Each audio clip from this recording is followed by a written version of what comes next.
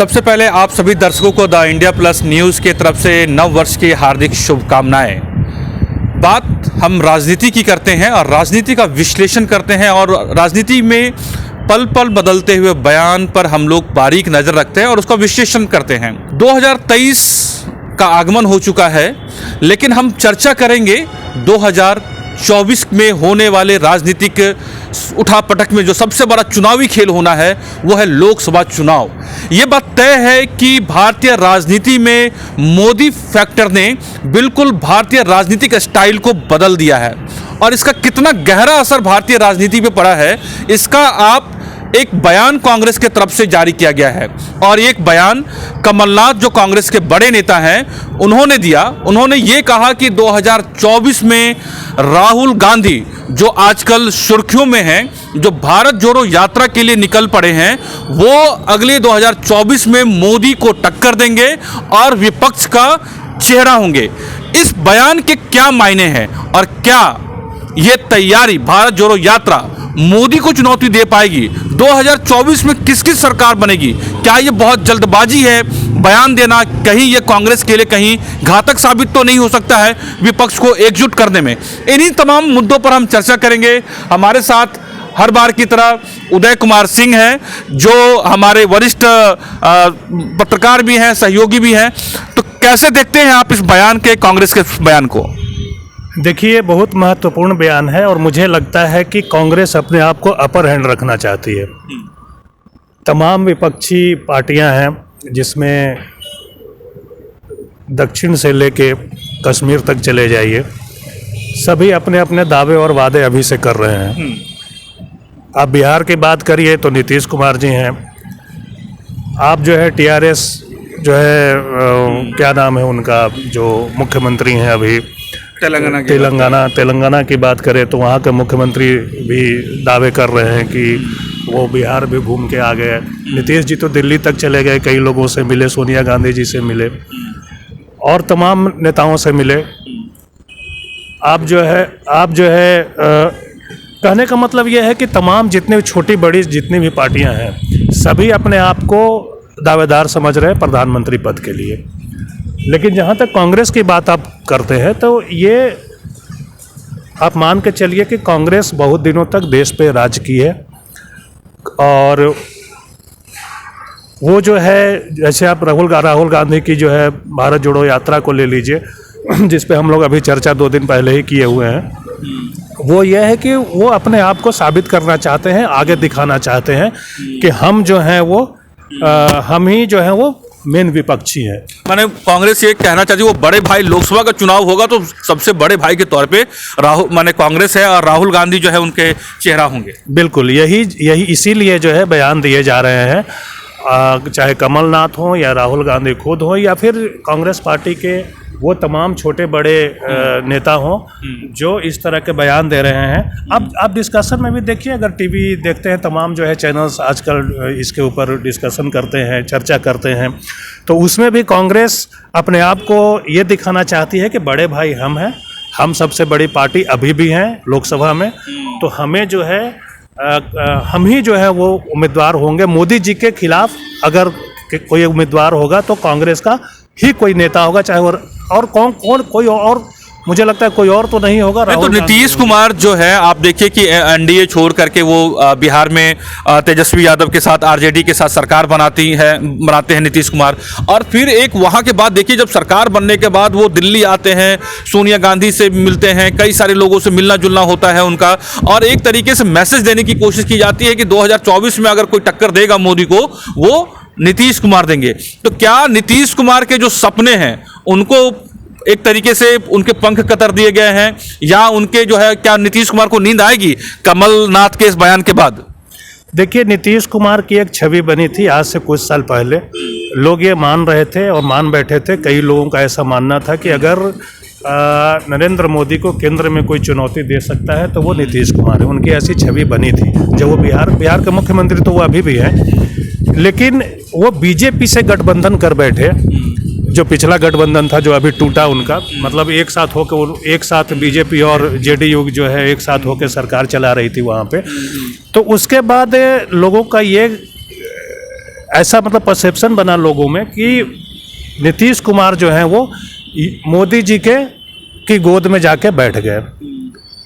तो वो जो प्रधानमंत्री बनने वाली एक छवि बन रही थी, उनकी पॉजिटिव छवि बन रही थी, क्योंकि देखिए नीतीश कुमार के टाइम में जितने भी साल वो रहे, लगता है 10-15 साल रहे, तो पलटू राम भी बोला जाता है उनको, लेकिन एक जो है विकास की बात जो हो रही, सुशासन की बात हो रही थी वहाँ पे।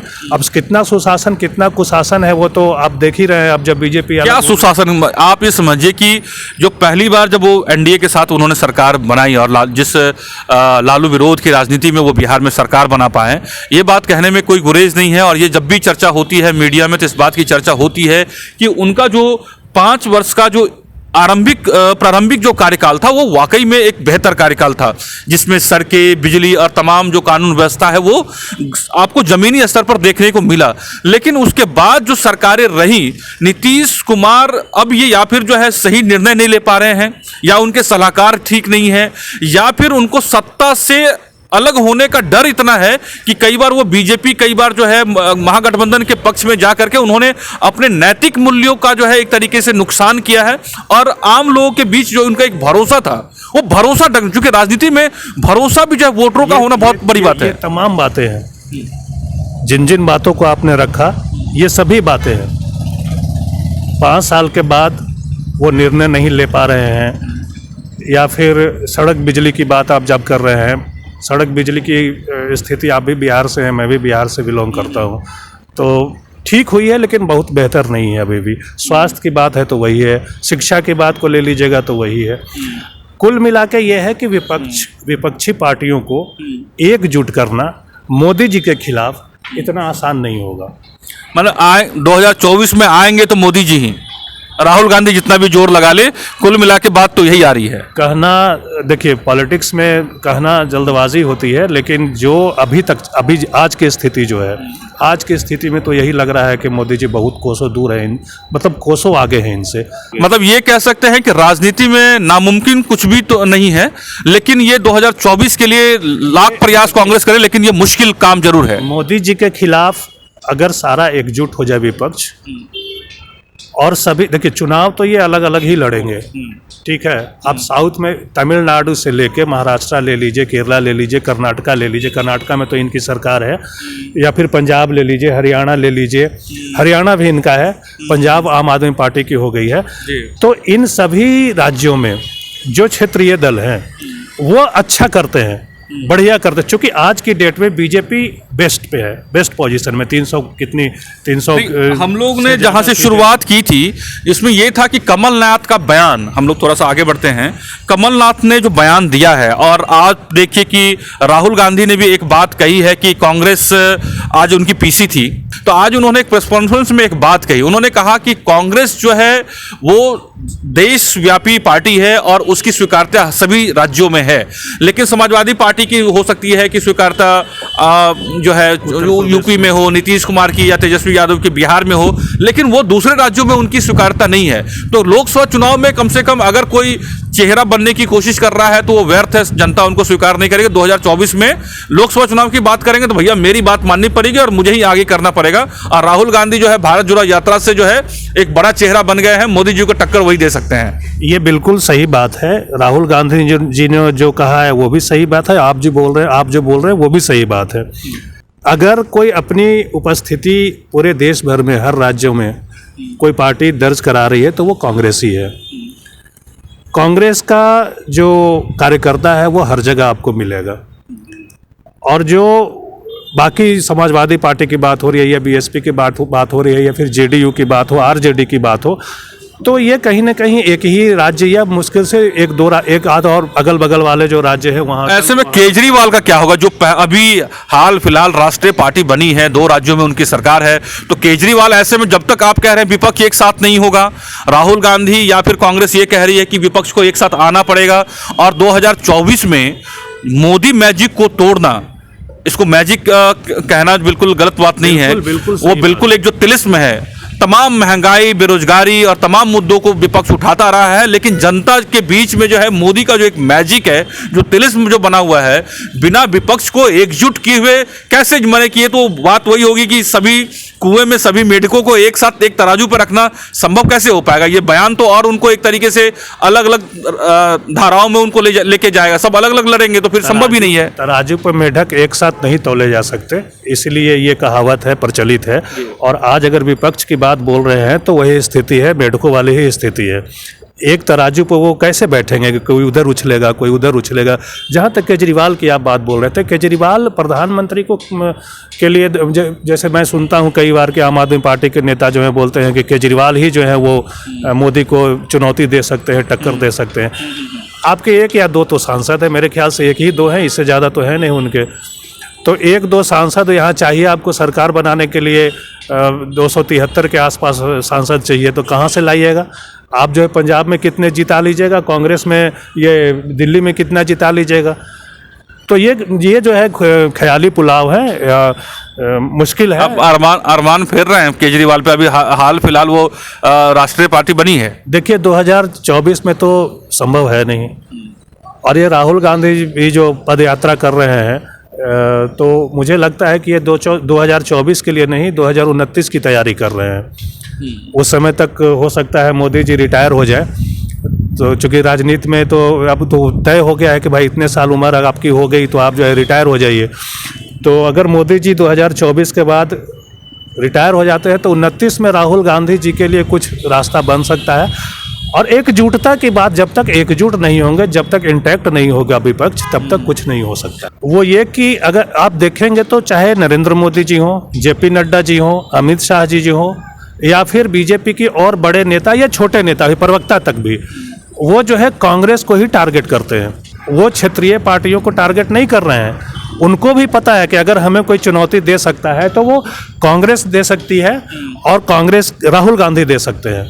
आप देखें बयानों में, देखिए वो कांग्रेस को टारगेट करते हैं। वैसे कोई बड़ी बात हो गई तो फिर ठीक है, किसी के बारे में, लालू के बारे में भी बोल देते हैं, अखिलेश के बारे में भी बोल देते हैं, और भी जितनी पार्टियां उनके बारे में बोलते हैं। लेकिन मेन जो है टारगेट वो करते हैं कांग्रेस पे। तो ये बताइए कि मतलब 2024 में ये हो सकता है कहीं कांग्रेस की कुछ सीटें बढ़ जाए, लेकिन ये बयान और राहुल गांधी का जो आज का बयान है, उससे कहीं न कहीं विपक्ष की जो एकजुटता है उसको कहीं न कहीं जो है वो नुकसान होगा, और इससे 2024 में एक तरीके से मोदी अजय रहेंगे, यही एक तरीके से लकीर खींचता है। देखिए विपक्ष में जितने भी पार्टियां हैं और जितने भी उनके दलों के नेता हैं, उनका ये मानना है कि बीजेपी जो है वो बीजेपी का अब तक का बेस्ट परफॉर्मेंस है। 2019 का जो लोकसभा चुनाव हुआ, उनका मानना है कि वो अब बीजेपी नीचे जाएगी, और उनका मानना है कि हम ऊपर जाएंगे, क्योंकि हमारा अब तक का सबसे खराब परफॉर्मेंस था, तो हम ऊपर जाएंगे। और इनका मानना है कि अगर हम 100 सीट भी इधर उधर कर दिए, मतलब हम 100 सीट अपनी तरफ ले आए और बीजेपी के 100 सीट जो है वो काट दिए, तो बस सरकार बनाना हो गया मुश्किल। फिर हम जोड़ तोड़ वही जो यूपीए 1 यूपीए 2 वाली सरकार थी, तो उस तरह से हम लोग अपने में मिल के फिर सरकार बना सकते हैं। माने एक जो है वो इस तरीके से वो कागज पे जो है एक तरीके से गणित वो कर रहे हैं। तो ये एक हमारा चुनावी विश्लेषण था, और हमारा ये जिस तरीके से आज कांग्रेस की तरफ से ये बयानबाजी भारत जोड़ो यात्रा के बाद, और जिस तरह के उत्साह कहा जाए या अति उत्साह में जिस तरह के बयान दिए जा रहे हैं, इससे विपक्ष एकजुट हो पाएगा, ये जरूर जो है उस पर सवालिया निशान खड़ा करता है। क्योंकि आप देखेंगे कि नीतीश कुमार जब से आरजेडी के पाले में आए हैं, उनकी भी महत्वाकांक्षा जो है हिलोरे मार रहा है। एक बात बोलना चाहूँगा, आपको भी याद होगा जब तेलंगाना राष्ट्र समिति, अब तो नाम बदल गया है, उनके जब नेता जो अध्यक्ष हैं वो पटना में जब आए हुए थे, तो आप देख रहे होंगे वो नीतीश कुमार उठ के जा रहे थे, वो पकड़ के बैठा रहे थे जबरदस्ती। फिर नीतीश कुमार हाँ हो गया कुछ सवाल कर दिए थे पत्रकार लोग, तो उसमें जो है वो नीतीश कुमार उठ के भगे जा रहे हैं, रेड्डी जी वो पकड़ के उनको बैठा रहे। ये 3 बार 4 बार हुआ, तो आप समझिए ना उससे नीतीश क्या चाह रहे हैं, वो क्या चाह रहे हैं, अखिलेश क्या चाह रहे हैं। वो एकजुट होना बड़ा मुश्किल है। अभी देखिए पता चला, खबर ये आई थी कि राहुल गांधी यानी कांग्रेस की तरफ से अखिलेश यादव को, मायावती जी को इसमें भारत जो यात्रा में शामिल, उसकी बात अलग से करेंगे, लेकिन समय इतना ही है। हम अगले और भी इस तरह की चर्चा लगातार विश्लेषण करते रहेंगे। लेकिन एक बात तय है कि 2024 में अगर मोदी को चुनौती देना है और कांग्रेस इस यात्रा से बहुत अति उत्साह में है, तो ये बात जरूर तय है कि अगर राहुल गांधी चेहरा बनेंगे तो विपक्ष को एकजुट रहना बहुत मुश्किल काम होगा, और शायद ये असंभव काम कहने में भी कोई गुरेज नहीं होना चाहिए। ये बात तय है कि 2024 में अगर फेसलेस, मतलब बिना चेहरों की, अगर विपक्ष एकजुट रह पाता है और हर सीट की पूरी एक प्लानिंग के साथ उतरता है, तो ये तय है कि मोदी जी के लिए चुनौती, बड़ी चुनौती पेश की जा सकती है।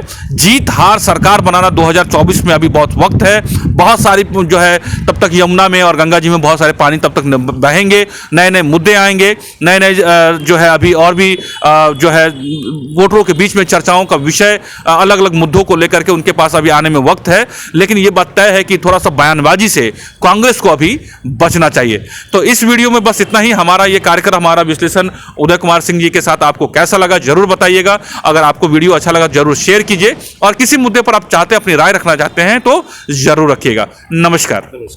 अगर आप चाहते हैं कि आपको इस तरह का इंफॉर्मेटिव वीडियो मिलता रहे, तो आप हमारे चैनल द इंडिया प्लस को सब्सक्राइब करना ना भूलें। साथ में आप बेल आइकन को दबाना भी ना भूलें, ताकि आपको नोटिफिकेशन मिलता रहे। आप हमारे इस वीडियो को शेयर भी कर सकते हैं।